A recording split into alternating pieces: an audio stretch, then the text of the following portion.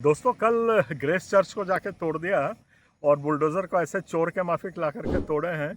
और इस बाकी बातों में तो मैं जा रहा हूँ, पर पहली बात आपको ये बता रहा हूँ कि जो ग्रेस चर्च को तोड़ा है ये एक बहुत बड़ी इनकी एक योजना है। इसको डिमोलिशन जो कर रहे हैं वो आपको हतोत्साहित करने के लिए किया जा रहा है, ये आप लोग समझ जाइए। अब दूसरा चर्च है और अभी मैं खुल के बोल रहा हूँ, कई बार बोल चुका हूँ पर कोई सुनने वाला नहीं था। सेंट पॉल चर्च तैयार हो जाए वो कभी भी टूटेगा। दूसरा चर्च जो राजा तालाब में है, चर्च ऑफ गॉड वगैरह, वो निशाने पे है, शायद आप लोगों को नहीं मालूम है, मुझको मालूम है। वहाँ पे भी दूसरी आपत्ति उठने वाली है कि मंदिर के सामने है और हमारी मंदिर में व्यवधान पहुँचाता है। ऐसे ही चोर के माफिक आएंगे और आप लोग सब आपस में ही लड़ते रहिए। और मैं चर्च ऑफ गॉड है उनको बोलता हूँ, उनको पड़ोसी पे ज़्यादा भरोसा है, उनको अपने बेटों पे विश्वास नहीं है। और यहाँ तो सेंट पॉल और सीएनआई का जो मैं बोलूँ वो तो बहुत कम है। निष्कासित करेंगे, सब कुछ करेंगे, पर अभी उनके घुग्गी बंद है, अभी जाकर के वो उसका सामना नहीं कर पा रहे हैं। बजरंग दल के लिए आप वो लेकर के चली जाती है, ज्ञापन को दे सकती है, वो सब के लिए उसके पास समय है।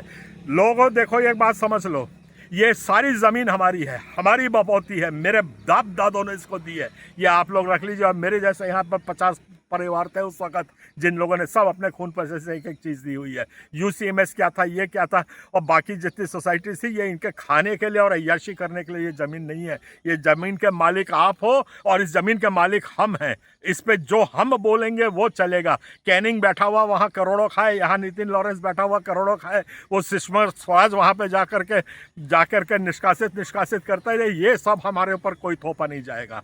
हम स्वतंत्र हैं, थे और रहेंगे। ये जमीन हमारी है, ये चर्च हमारा है, ये विश्वास हमारा है, हम किसी को नहीं तोड़ने देंगे। आप लोग आंख बंद करके मेरे साथ आ रहे हैं तो आ जाइए, और मेरे पीछे काटने के दौड़ना है, मारना पीटना है तो मेरे पीछे भी आप आ जाइए। मैं डरता नहीं हूँ और मैं लड़ के रहूँगा। अब मैं बात कर देता हूँ ग्रेस चर्च की।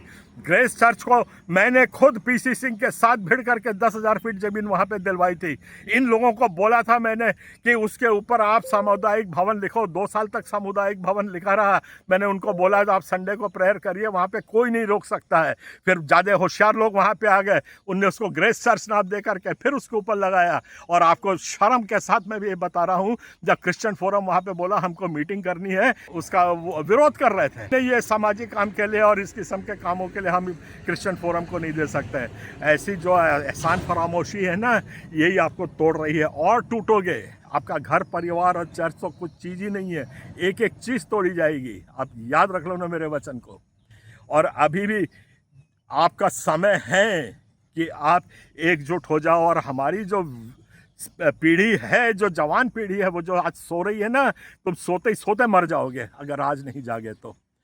अब मैं बात कर लेता हूँ ये ग्रेस चर्च की। ग्रेस चर्च को जब ज़मीन दी थी और जो आपत्ति उनने लगाई है, वो आपत्ति बोलते हैं कि 2022 में लीज ख़त्म हो गई। ये तो ऐसा हो गया कि मेरा बाप का घर है, मैंने एक कमरा अपने बड़े बेटे को दे दिया तो कमरे में रह, और उसको मैंने बोला कि 10 साल तक तू इस कमरे में रह। 10 साल ख़त्म आ गया तो नगर पालिका आके उस मेरे कमरे से मेरे बेटे को निकाल देगी। यही हाल ग्रेस चर्च का है। हमने सब लीज दी है, सब लीज में दखल सरकार दे नहीं सकती है। ये अभी तक सो रही थी वहाँ की पास्टेट कमेटी। ऊपर से हमको बोलते हो कि नहीं वो सामुदायिक भवन चर्च में कर रहा है। कौन सा सामुदायिक भवन अपना वहाँ पे दुआ प्रार्थना के साथ काम नहीं चालू करता है? कौन सा ऐसा वो कार्यक्रम है जो हमारा बूढ़ा देव के पहले बूढ़ा देव को याद नहीं किया जाता? कौन सा ऐसा साहू समाज का नहीं है जो वहाँ पहले माता कर्मा की पहले पूजा नहीं करता? कौन सा ऐसा समाज है जो अपने शिव भक्ति पहले नहीं करता? तो हम अपने समाज में क्या हम अपनी भक्ति नहीं कर सकते हैं? ये सब षड्यंत्र है। चेत जाओ। और जितने चर्च हमारे रक्षा सुरक्षा में आए हैं वो आज तक बचे हुए हैं। यही जो कन है वो अपने आप को वकील बना के यहाँ पे तोड़ रही है, हमारे चर्चों में घुसने की हिम्मत नहीं करती है। तो आपको आंदोलन करना है, हमको मुक्ति चाहिए, हमको कोई डायसिस नहीं चाहिए, कोई कैनिंग नहीं चाहिए। सबको पोटली बनाओ और निकाल दो। जवानों सो मत, खड़े हो जाओ और जा करके इनको बोलो तुम जाओ वहीं कलकत्ता में। नितिन लॉरेंस को बोलो तुम जाओ कलकत्ता में कैनिंग की गोदी में बैठो। सुषमा को भेजो वहीं पे, वहाँ जाके खूब दुआ प्रार्थना करे, जितना पैसा वो आता खाए, हमारे बाप दादाओं की ज़मीन को छोड़ दे।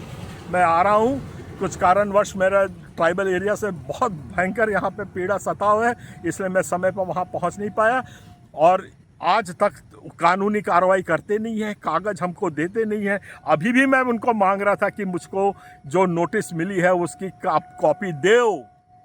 तो वो बोल रहे हैं नहीं ये तो हमारी प्रॉपर उसका है, कमिटी करेगी, ये करेगी। कमिटी का देख लिया आपने? आपकी जैकमैन हॉस्पिटल को ऐसे ही तोड़ा गया षड्यंत्र पूर्वक। इसी प्रकार से गास मेमोरियल अभी टूटेगा, सुन लो। गास मेमोरियल बेच बांच के उसके नाम पे कर दिए हैं। और ये बिशप जहां रह रही है नाक ऊंची करके, ये बिशप का बंगला भी निकल चुका है। मैं इसमें ध्यान देता नहीं था, कहने मैंने हटाओ कौन करे करके, पर अब मैं इस किस्म से चर्च टूटेगा, मैं चुप नहीं बैठने वाला हूँ। मुझको चाहिए तो सिर्फ आपका साथ है। और ये जो बाकी चर्च भी हैं यहाँ के जितने हैं जो मेरा विरोध करते हैं, कहीं ये इधर उधर जाते हैं, सुधर जाओ। वह हमारे जवास्टिन साहब हैं, हमारे अनिल कुमार साहब हैं, हमारे वो थॉमस साहब हैं, सुन लो, ये सब पहले आप टूटोगे। क्योंकि जो फलदायक वृक्ष होता है ना, फल के ऊपर पहले पत्थर चलाए जाते हैं, आपके ऊपर सबसे पहले पत्थर चलेंगे।